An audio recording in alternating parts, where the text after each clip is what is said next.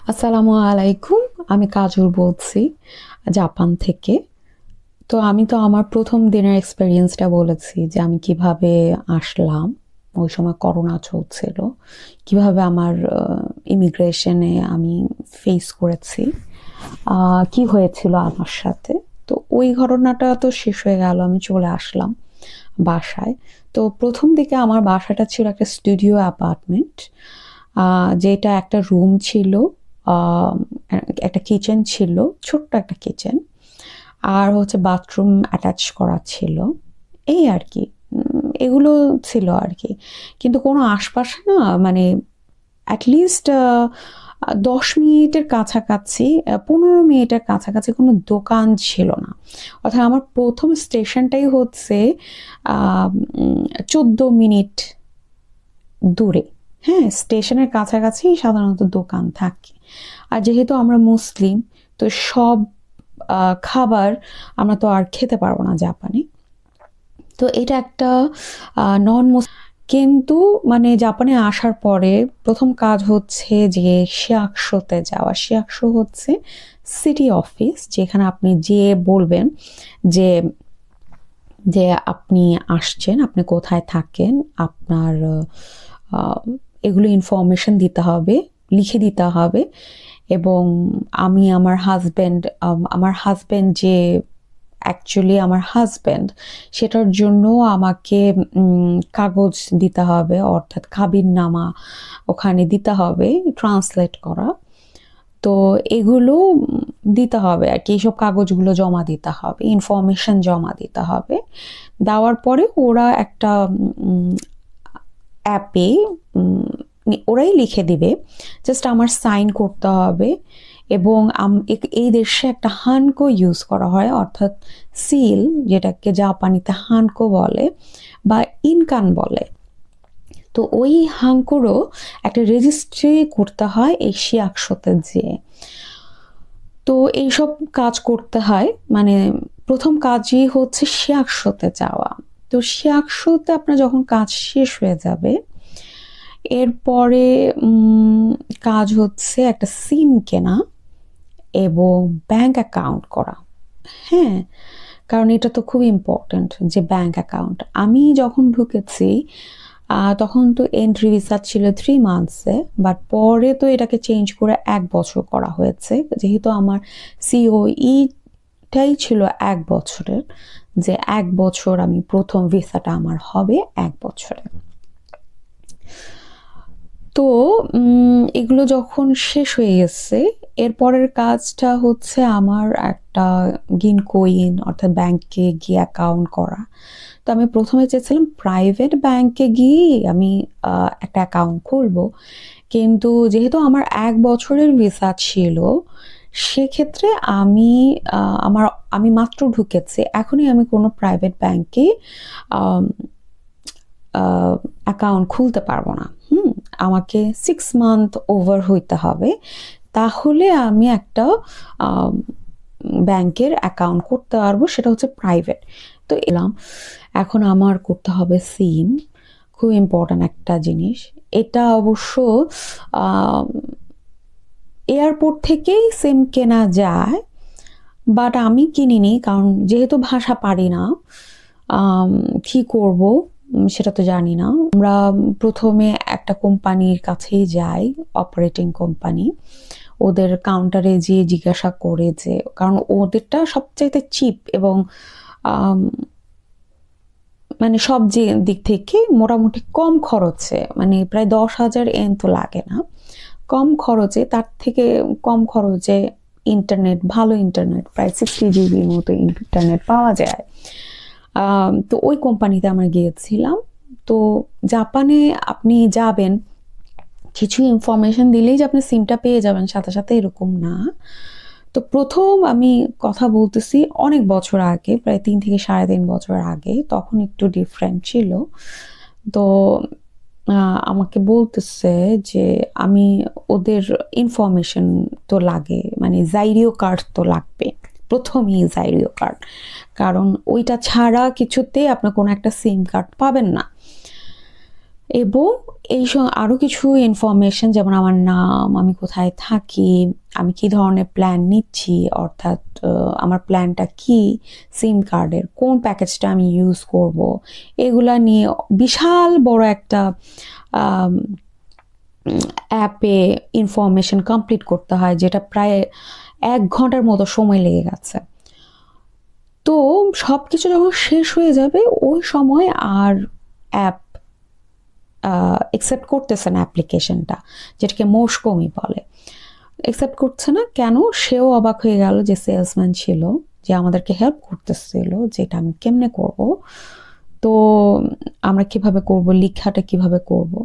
তো ও বলতেছে যে আমি একটু কল সেন্টারে জিজ্ঞাসা করি যে আসলে সমস্যাটা কি হয়েছে। তো জিজ্ঞাসা করলো, পরে আমাদেরকে বলল যে তোমার তো 1 বছরের ভিসা আছে, 1 বছরের ভিসা যাদের আছে তাদেরকে তো আমরা সিম সেল করি না।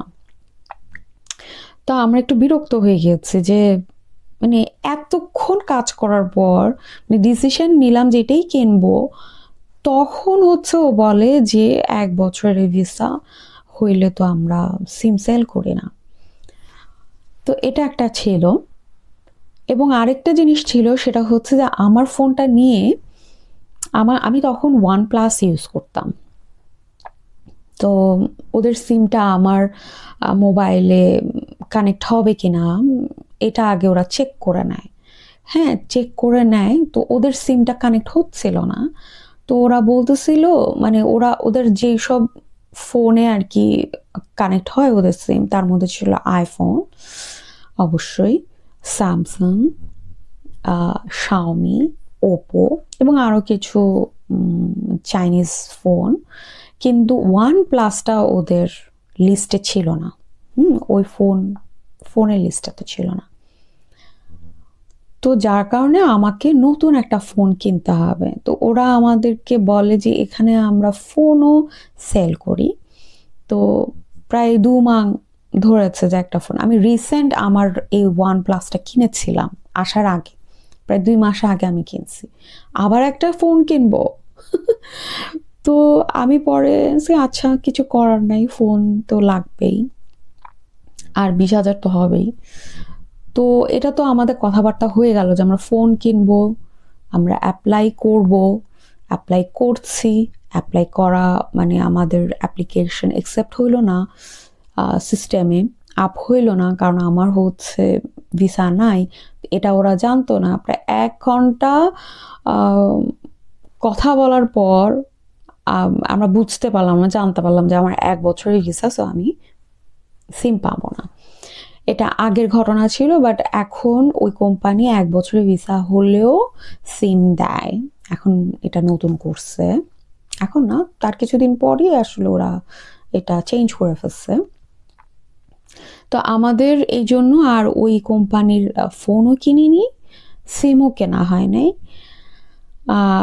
এরপরে আমরা অন্য একটা কোম্পানিতে যাই, ওরা আবার সিম দিয়েছে এবং ওরা এটাও বলছে যে যেহেতু মানে নতুন সিম, তাই যেই ফোনটার দাম, ওপো একটা ফোন ওরা অফার করছে যে এই ফোনটাও কিনতে পারে, যেহেতু আমাদের নতুন গ্রাহক কাস্টমার, সেই হিসেবে নতুন গ্রাহকদের জন্য সেটা 5,000 এনে হয়ে যাবে। তো আমি তো খুশি হয়ে গেছি, আচ্ছা ঠিক আছে 5,000 এটা একটা ওপো পাচ্ছি, ঠিক আছে। আমি তো খুশি হয়ে গেছি যে আপাতত তো একটা অবস্থা গেল, মানে একটা প্রবলেম সলভ হইলো, একটা সিম পাইলাম। তো আসলে সিমটা খুব ইম্পর্টেন্ট, কারণ বাইরে যখন আপনি যাবেন আপনার ইন্টারনেট কানেকশন থাকার লাগবে। অপরিচিত একটা দেশ, আপনি কাউকে চিনেন না, জানেন না। হ্যাঁ, তারপরও আশপাশে রাস্তাঘাট তো চেনা যায়, কিন্তু সব জায়গা না, আমার যে আগে বাসা ছিল তার আশপাশ সব একই রকম লাগে। হ্যাঁ, তো যখন আমি ম্যাপ ছাড়াই চলছি, গুগল ম্যাপ ছাড়াই, যখন আমার সিম ছিল না, আশপাশে তো হাঁটতে পারতাম। আর এপ্রিল মাসে তো একটু ঠান্ডা ঠান্ডা থাকেই।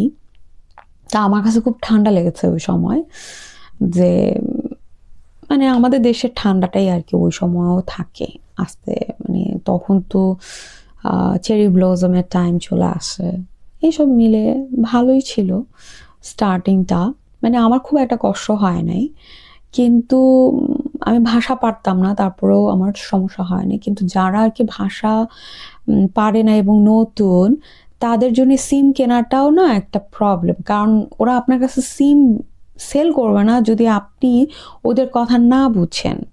ওরা বলবে যে আপনি কাউকে নিয়ে আসেন যে ভাষা বুঝে, হ্যাঁ, এটা আপনাকে বুঝাই দিবে, তখন বোঝানোর সময় আবার ইংলিশ ট্রান্সলেটর ইউজ করবে।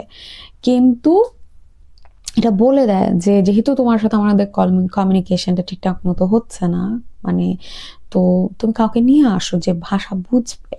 এটা সবাই, মানে এখানে আসলে আপনি ডাক্তারের কাছে যান, আম, কিংবা আপনার কিছু হারিয়ে গেছে আপনি একটা পুলিশের কাছে যাবেন, হ্যাঁ, ইম্পর্টেন্ট, এবং আপনার জব খুঁজতে হবে, তখনও আপনার ভাষাটা খুব লাগবে।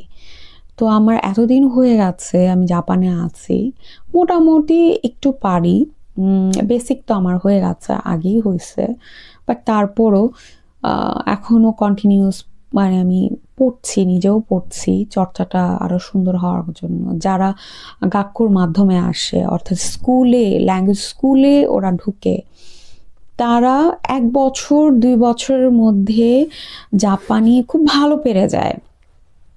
কিন্তু যারা আমার মতো অর্থাৎ নিজে নিজে পড়ছে, তাদের জন্য একটু স্লো হয়, কিন্তু এটা আপনাকে পড়তে হবে, এবং শুধুমাত্র পড়লেই হবে না, ওইটাকে আবার ইউজ করতে হবে। আম, আবার ইউজ করলেও হবে না, হ্যাঁ, আপনার কমিউনিকেশনটা কন্টিনিউ করতে হবে।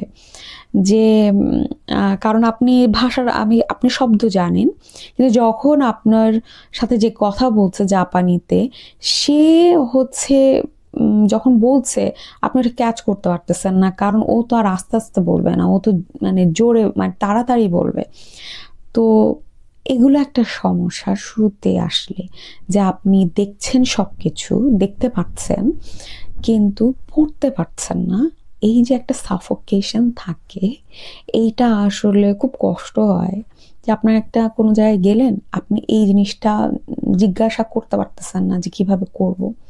হ্যাঁ, আপনার ট্রান্সলেটর আছে, হ্যাঁ, এটাও একটা সমস্যা ছিল, যে শুরুতে শুরুতে আমি যখন সিমটা কিনি, একদিন এমনও হয়েছে আমি বাইরে একটু টোকিওর দিকে গিয়েছি একা, নিজেই গেছি, ঘুরতেছি নিজের মতো, একা ঘুরছি, কারণ আশপাশে একটু জানা দরকার আছে আমার এলাকার বাইরে। তো ওখানে যাওয়ার পরে আমি দেখি আমি অনেকটা দূরে চলে গেছি, যাওয়ার পরে দেখি আমার সিম আর কাজ করছে না। হুম। তো মানে নেটওয়ার্ক নাই, তো আমি গুগল ট্রান্সলেট ট্রান্সলেটর ইউজ করতে পারছি না, আবার ম্যাপ ইউজ করতে পারতেছি না, কি অবস্থা একটা। তো আমি তো যেভাবে আসছি এটা তো আমার হয়ে গেছে, আমি জানি যে কিভাবে আসছিলাম। তো আমি আবার যেখান থেকে আমি কিনেছি আমার সিম, সেখানে যে আমি বলি যে আমার তো নেটওয়ার্ক নাই, আমি তো জানিই না যে আসলে ওদের কিছু সমস্যা হয়েছে, টেকনিক্যাল সমস্যা, যার কারণে কোনো নেটওয়ার্কই নাই, মানে কোনো মোবাইল অপারেটরেরই একদিন ধরে নেটওয়ার্ক ছিল না। আমি মনে করছি যে সম্ভবত আমি কোনো ভুল করে ফেললাম কিনা টাকা জমা দিতে গিয়ে। তো এই আর কি, এগুলা ছিল উম, প্রথম এসে কিছু মিস্টেক্স ছিল, যে ফোন ইউজ করা, এগুলোর বিল পেমেন্ট করা, এগুলো কিভাবে করব, এগুলো নিয়ে একটা প্রবলেম ছিল। আর সব কিছুই করতে হতো আমার হাজব্যান্ডকে নিয়ে, এটা বুঝি না, ওইটা বুঝি না, কি একটা অবস্থা, একটা মূর্খের মতো অবস্থা।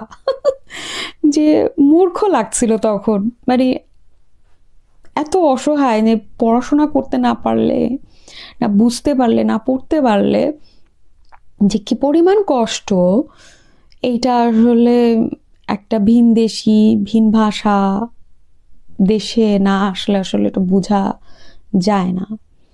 উম, এই আর কি, আজকে এই পর্যন্তই। জাপানে যারা আছেন, আহ, তারা অবশ্যই জানাবেন আপনাদের সময় কি হয়েছিল, আপনারা কেমন ফিল করেছেন, এবং আমার জন্য দোয়া করবেন, শেয়ার করবেন আমার ভিডিও, সাবস্ক্রাইব করবেন এবং লাইক করবেন। Thank you.